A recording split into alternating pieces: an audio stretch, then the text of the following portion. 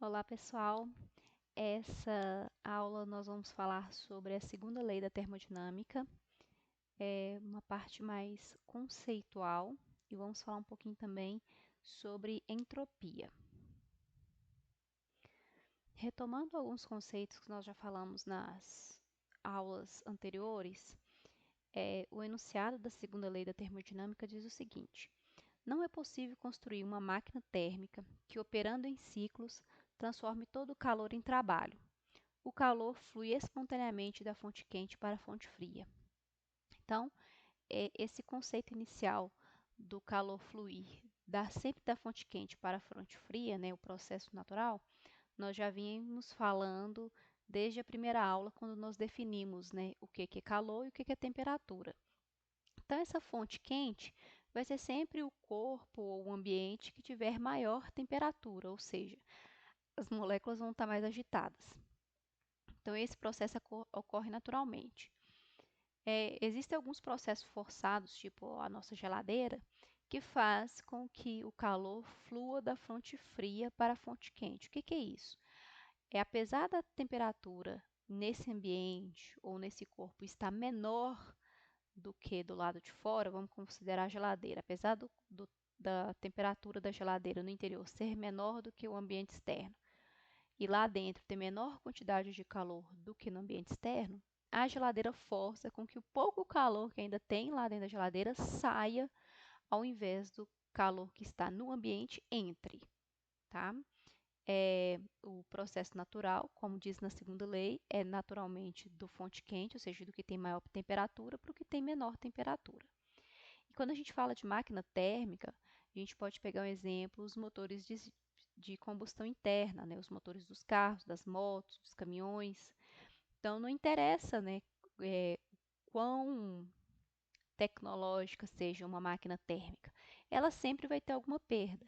Então, todo aquele calor do processo de transformação de energia que ela produz, né, quando ela realiza trabalho, ou quando realiza trabalho sobre ela, toda aquela quantidade de energia ela vai ser perdida de várias formas. Vai ser perdida em ruído, em vibração, em luz, em som. Então, vão ter várias formas de perda de energia que vão impossibilitar de que uma máquina real tenha 100% de aproveitamento, né? O rendimento dela seja 100%. Então, quando a gente está falando de segunda lei de termodinâmica de máquinas térmicas, né, a gente nunca vai ter um rendimento de 100%, que foi uma observação que a gente fez na aula sobre a primeira lei também. E dentro da segunda lei da termodinâmica, nós temos o conceito de entropia. Entropia é o nível de desordem das moléculas.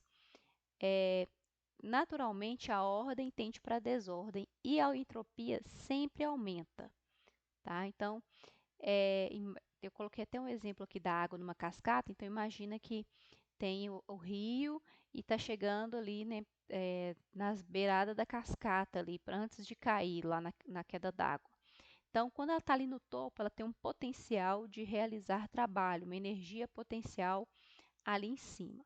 Quando a água cai pela cachoeira, pela cascata, ela vai perdendo a sua capacidade de realizar trabalho, porque ela vai sendo, essa quantidade de energia potencial que ela tinha antes vai sendo transformada em outras coisas. Então, quer dizer que essa energia que estava acumulada como um potencial de realização de trabalho, ela foi dissipada ou foi transformada em outras coisas. É isso que significa que a ordem tende para a desordem. Então, o máximo que eu tinha ali de energia, de ordenação das moléculas, que eu poderia realizar alguma coisa com elas, elas se desordenaram, elas foram perdidas, dissipadas para outros lugares e se desagruparam, não sendo mais possível utilizá-las da forma que era antes. Então, a entropia ela sempre aumenta. E ela é determinada pela letra S, como nessa fórmula aí. S, né, que a entropia é igual ao calor dividido pela temperatura. A entropia, gente, eu vou sempre repetir. A entropia sempre aumenta. Tá? Então, se você fizer uma comparação do sistema antes e depois, ela sempre tem que aumentar. A entropia total do universo sempre aumenta, porque independente do processo que a gente estiver realizando, por exemplo, uma árvore que está fazendo suas transformações de energia, catabolizando lá as substâncias e crescendo, quando ela é cortada, por exemplo, ela deixa de fazer essa transformação, essas transformações químicas, energéticas que ela precisa para crescer, para florescer e dar frutos, e ela passa a, por exemplo, se ela for virar lenha, então ela vai fazer uma transformação de energia em forma de calor, uma queima. Se ela caiu e vai apodrecer lá na floresta, então ela vai virar substrato. Então, no final das contas, essa energia, todo o potencial que ela tinha de transformar-se em outra coisa, continua valendo. Então, a entropia daquele processo vai continuar aumentando, né, de formas, independente do processo que for, no final das contas, mesmo com a árvore cortada, a entropia da energia que tem concentrada nessa árvore, né, energia química, energia interna das moléculas, ainda vai estar provocando um aumento da entropia. Então, a entropia total sempre aumenta.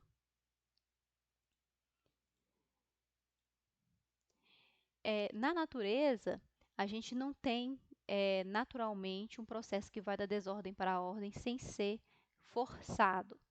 E eu até coloquei mais um exemplo bem fácil da gente visualizar, que é o nosso guarda-roupa, o nosso quarto, nossa mochila. Para você organizar, né, tem que ter ali alguém forçando a barra, que seja, né, sua mãe, seu pai, uma pessoa que mora com você, ou sua própria consciência falando com você que você deve organizar. Então, não vai organizar naturalmente a desordem lá do seu quarto. Alguma coisa tem que acontecer para que esse processo seja forçado.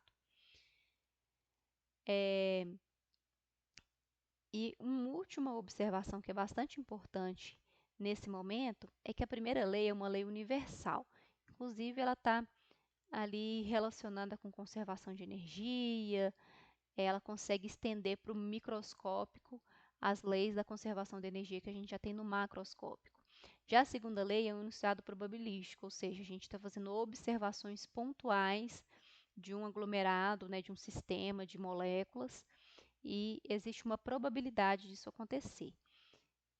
Elas se diferem dessa forma, mas não quer dizer que uma seja mais ou menos eficaz do que a outra. As duas são em iguais importância.